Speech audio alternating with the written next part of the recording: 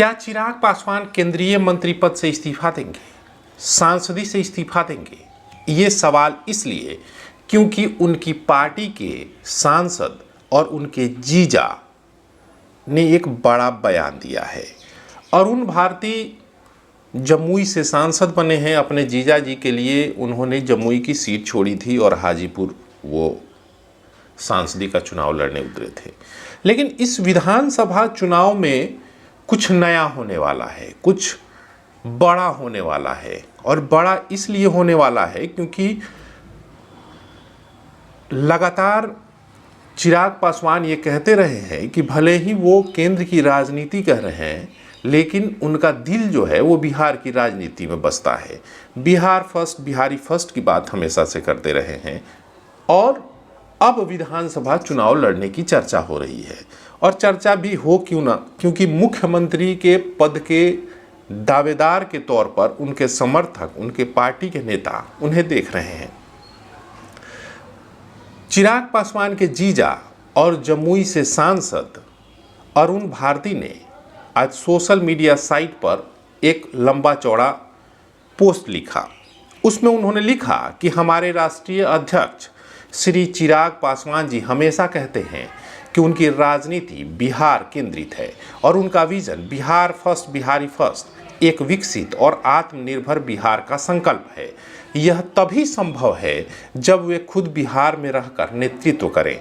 यानी कि इसका साफ संदेश है कि वो केंद्रीय मंत्री पद छोड़ें, सांसदी छोड़ें और वो बिहार की राजनीति करें। आगे उन्होंने लिखा है कि जब मैं प्रदेश प्रभारी के रूप में गांव-गांव गया, हर जगह लोगों की एक ही मांग थी कि चिराग जी को अब बिहार में बड़ी भूमिका निभानी चाहिए। यानी कि बड़ी भूमिका निभानी चाहिए बिहार में, यानी कि मुख्यमंत्री पद, उप मुख्यमंत्री पद। ये उनके समर्थकों का, उनके चाहने वालों का कहना है। हाल ही में पार्टी कार्यकारिणी की बैठक में भी सर्वसम्मति से प्रस्ताव पास हुआ है कि वे आगामी विधानसभा चुनाव में खुद चुनाव लड़ें।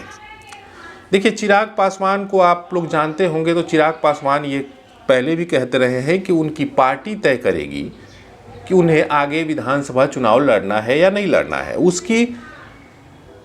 उसकी जो सफाई है, मतलब उसकी जो बातें हैं, वो अरुण भारती के माध्यम से कही जा रही हैं कि कार्यकारिणी की बैठक हुई है और उसमें जो है ये कहा गया है कि चिराग पासवान चुनाव लड़े। आगे लिखा है कि साथ ही साथ कार्यकर्ताओं की यह भी भावना है कि इस बार वे किसी आरक्षित सीट से नहीं बल्कि एक सामान्य सीट से चुनाव लड़ें, ताकि यह संदेश जाए कि वे अब सिर्फ एक वर्ग नहीं, पूरे बिहार का नेतृत्व करने के लिए तैयार हैं। देखिए, इसमें भी एक बड़ा संदेश देने की कोशिश है कि आरएलजेपी रामविलास को ऐसा माना जाता है कि ये लोग दलित की राजनीति करते हैं, पिछड़ों की राजनीति करते हैं। लेकिन अरुण भारती के इस पोस्ट से एक तरीके से साफ करने की कोशिश की गई है कि अब हम सिर्फ दलितों के नेता नहीं हैं, हम अब सामान्य वर्ग के भी नेता हैं। हम सामान्य सीट पर भी चुनाव लड़ सकते हैं और वहाँ से जीत भी सकते हैं। आगे उन्होंने लिखा है कि चिराग पासवान आज सिर्फ प्रतिनिधि नहीं, पूरे बिहार की उम्मीद है। उनका यह कदम सामाजिक न्याय की राजनीति को एक नई दिशा देगा, जिसमें प्रतिनिधित्व के साथ साथ सर्व मान्यता की भी लड़ाई लड़ी जाएगी। यानी कि आप ये समझ लीजिए कि दलितों का जो बंधन है, उस बंधन को तोड़ना चाहते हैं, उस बंधन से निकलना चाहते हैं और उन सामान्य वोटरों को भी आकर्षित करना चाहते हैं जो चिराग पासवान की सोच, चिराग पासवान की जो विज़न है उसके साथ चलना चाहते हैं। बिहार फर्स्ट, बिहारी फर्स्ट, ये विज़न चिराग पासवान का शुरू से रहा है। चिराग पासवान लगातार कहते रहे।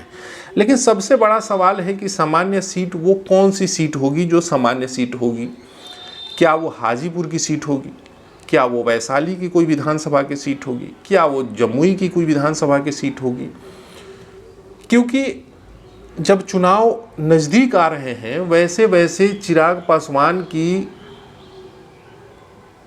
जो डिमांड है, जो उनकी सोच है कि बिहार की राजनीति में उन्हें वापस आना चाहिए, वो बढ़ती जा रही है। अलग अलग तरीकों से, उनके नेताओं के बयान से, चिराग पासवान के खुद के बयान से ये साफ हो रहा है कि वो अब बिहार की राजनीति में आना चाहते हैं। और इसके 2-3 कारण हैं। जेडीयू, आरएलजेपी और बीजेपी, अपने गठबंधन में ये 3 सबसे बड़ी पार्टियां हैं। अब की बार आर ने लोकसभा चुनाव में 100% स्ट्राइक रेट्स के साथ 5 लोकसभा सीटें जीती थी।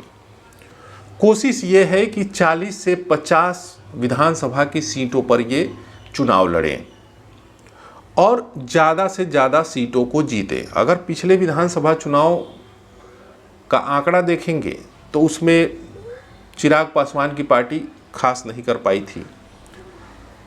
जेडीयू 43 सीटों पर सिमट गई थी। ऐसे में जेडीयू की जगह अगर चिराग पासवान होंगे, अगर सीटों में बराबरी होगी, सरकार बनाने में अहम भूमिका होगी, तो चिराग पासवान की बिहार में भी अहम भूमिका हो सकती है। क्योंकि नीतीश कुमार को कई लोग कह रहे हैं कि अब उन्हें सीएम पद से इस्तीफा दे देना चाहिए, छोड़ देना चाहिए। तो एक चेहरे के तौर पर चिराग पासवान का इस्तेमाल उनकी पार्टी कर रही है।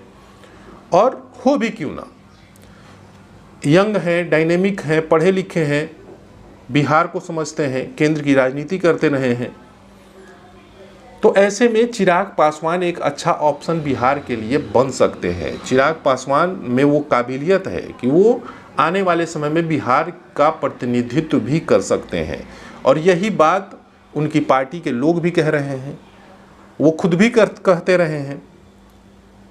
और आने वाले समय में चिराग पासवान बिहार की राजनीति में विधानसभा चुनाव लड़ते नजर आएंगे। ये अब लगभग क्लियर हो गया है। अब सीट कौन सी होगी, क्योंकि अरुण भारती ने साफ साफ लिखा है कि सामान्य सीट से वो चुनाव लड़ेंगे, जिसका मैसेज बड़े पैमाने पर यह दिया जा सके कि हम लोग सिर्फ दलित की राजनीति नहीं कर रहे, हम लोग सामान्य की भी राजनीति कर रहे हैं।